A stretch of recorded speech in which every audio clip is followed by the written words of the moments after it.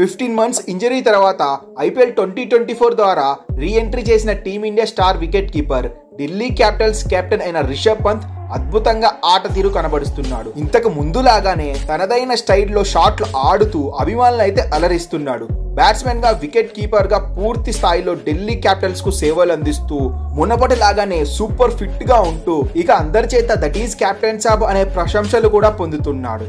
ఇక IPL 17వ edition ముగిసిన తర్వాత T20 వరల్డ్ కప్ అనేది ఒక వారం రోజుల్లోనే ఆరంభం అవ్వబోతుంది. ఈ విషయం మనందరికీ తెలిసిందే. ఈ నేపథ్యంలో ఐపీఎల్ లో ఎవరైతే ఇండియన్ ప్లేయర్స్ బాగా ఆడుతారో వాళ్ళకి మాత్రమే T20 వరల్డ్ కప్ లో ప్లేస్ ఖరారు అవుతుంది అని వార్తలు అయితే వస్తున్నాయి. ముఖ్యంగా వికెట్ కీపర్ కోటాలో సంజు శాంసన్ ఇప్పటికే రేసులో ముందడుగు ఉండగా పంతు సైతం తానేమీ తక్కువ కాదన్నట్లుగా వరుసగా హాఫ్ సెంచరీలు సాధించాడు.